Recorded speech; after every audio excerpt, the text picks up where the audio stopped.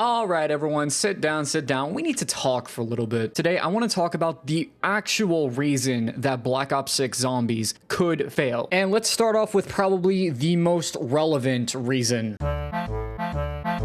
This is specifically about the situation with Black Ops 3 currently, which if you do not know, there was a recent scare in the community about whether or not Black Ops 3 had been hacked and their servers had been moved to China. And mrtlexify, without having any actual real knowledge about the situation, not asking people with relevant backgrounds to see if this was true, he decides in his geniusness that he can make some profit by spreading some misinformation about Black Ops 3, and also implies or states that potentially the ways that the community has been keeping itself safe, such as the boy client and the T7 patch, are either too inconvenient or just flat out don't work, and it's only a matter of time until they're broken into. Now, I need everyone to understand this. He is not an authority figure on this stuff. He has no relevant background in cybersecurity. He knows absolutely nothing about the framework of Black Ops 3, just like how I know nothing about it. That's why we should default to the people who have spent the last 5 years dealing with this sort of stuff, and instead decides to go off of random baseless emails that he claims to have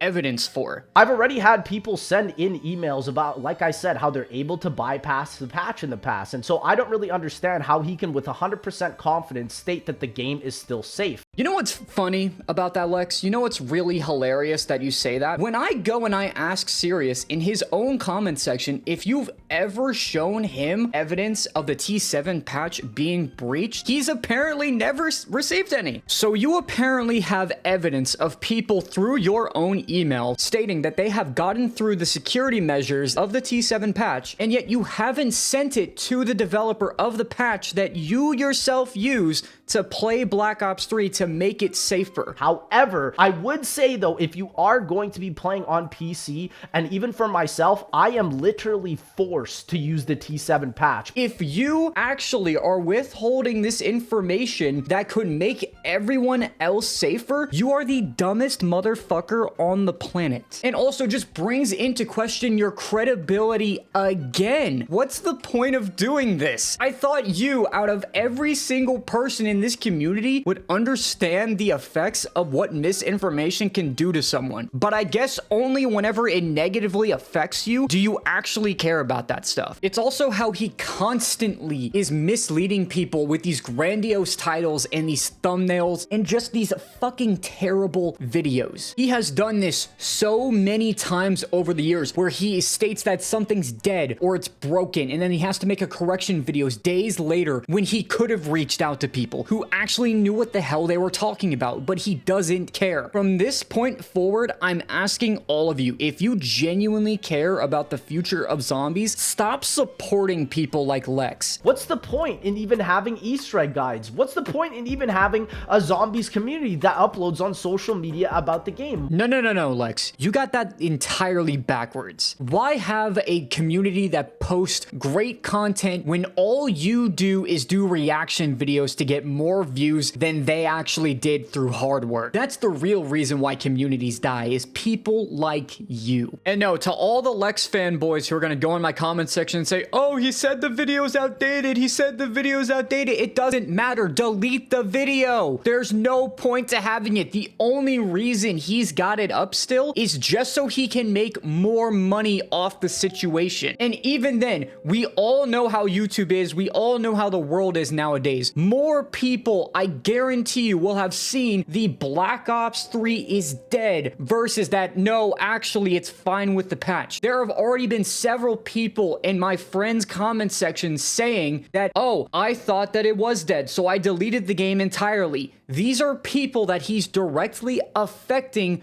because of his stupidity. Do not make exceptions for this, guys. And to any future content creators in the zombie space or in just whatever space you want to go to, call out these people. Fuck them. Who cares? You and your community are going to be better off calling out stuff like this. And if you are another zombies creator like myself, I beg you to please make a video spreading this situation, because the more people that we have spreading this information, the more that these idiots are not going to be able to get away with spreading stuff like this, especially when they are such high-ranking members of the community. These should be the people calling out smaller creators that are trying to come up on misinformation, not the other way around. Okay, if you guys want more information on the drama and all this other stuff with the Black Ops 3 situation and how we need to get people like this out of our community for Black Ops 6, I'll put some more videos in the description below about my friend Sirius and Mr. Dollar JD. He actually is a shining example of how you're supposed to deal with this situation. Present the facts and don't just assume that you are an authority figure because you don't know what you're talking about. But instead of just leaving us off on this drama, why don't we talk about an actual gameplay reason why Black Ops 6 could potentially not be doing so hot? And unfortunately, this one's kind of a doozy. I want you to be my pocket daddy. Oh my. I want to start off this section with a very small clip from Chopper's video that he made a few weeks ago. I asked Treyarch, just out of my own curiosity, I was like, so what was the decision to make you now have to manually plate your armor instead of just picking up drops like you do in Cold War?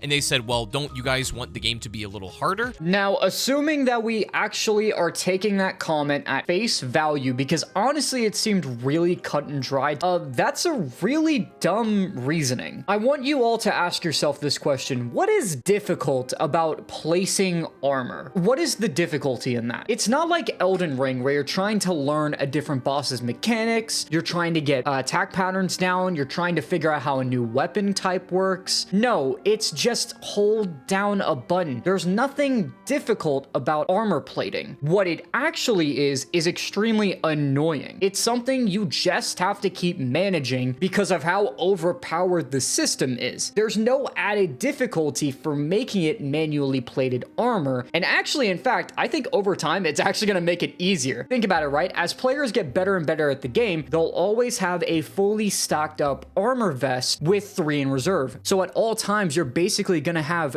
2 full sets of armor on your person at any given time. And considering how Cold War works, where you kind of go down in like one super fast instance and there was nothing you could really do to try and stop it to begin with, I don't really see how making armor manual is going to help make the game harder in any at all instance. And if they're applying this exact same gameplay philosophy to other aspects of the game, that's actually very worrying to me, especially since Gobblegums are definitely going to be making this game extremely easy, and we don't even know how powerful something like augments are going to be in the future. For all we know, there's going to be just some insane different types of augments that will make it even easier. However, I'm actually going to offer up some solutions and try to maybe fix this problem. Number 1, make armor not as impactful. I've gone back and I played a lot of Cold War as of recently to try and get myself ready for Black Ops 6, and I have to say the biggest power increase in that game, besides obviously your weapons, is really not any of the perks, it's armor. Tier 3 armor is much better than Juggernog and pretty much every single perk in the game in my experience. So we really do need to maybe nerf down the armor just a little bit so it's not so overpowered in the early game and a total crutch in the later game. Number 2, get rid of scaling zombie damage. That shit is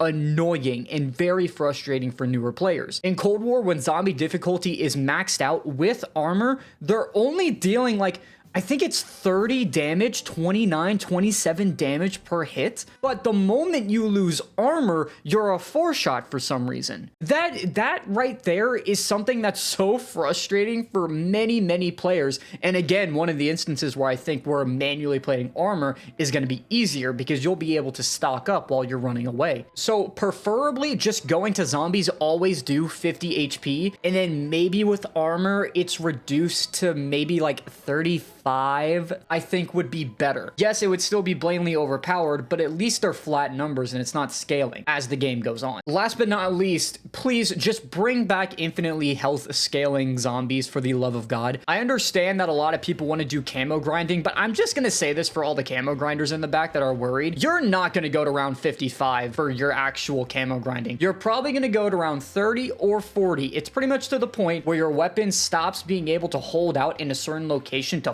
funnel headshots, that's when you're going to restart the game and go again. So you're never actually going to go for those high round attempts when you're camo grinding. So it wouldn't even affect those people. And for the high round zombies community, the people who care about difficulty in reaching those high modicums of success, or just, you know, being able to brag to your friends that, hey, I got to round 300 on this map. It's really cool. And a lot of you would say, well, what about something like the ray gun or wonder weapons? My idea is actually to make stuff like the ray gun and the beam smasher, if it's not already, a percentage based damage. So say on the same round that the rampage inducer turns off, a switch flips in the code to where the ray gun also becomes percentage based damage. Let's say it's like a range of like 40% to like 20%. So the ray gun is always at maximum a 3-shot kill and at minimum is a 5-shot kill. It would solve the problem of, say, the ray gun being useless in high rounds, but still making it to where wonder weapons are the end all be all and are better, while also still giving your weapons some use because alternate ammo types are always one-shots. And I think it should stay that way personally. And that's all I got for this video, really. Please, if you all want this to get bigger so that people like Lex actually see this, like and comment on the video. If you're gonna sub for drama, don't. I really don't like talking about drama, and I basically had to be convinced by my friend to make this video because of how important this topic actually is to the overall community at large. If you're a YouTuber, make sure you make your own video discussing this. All right,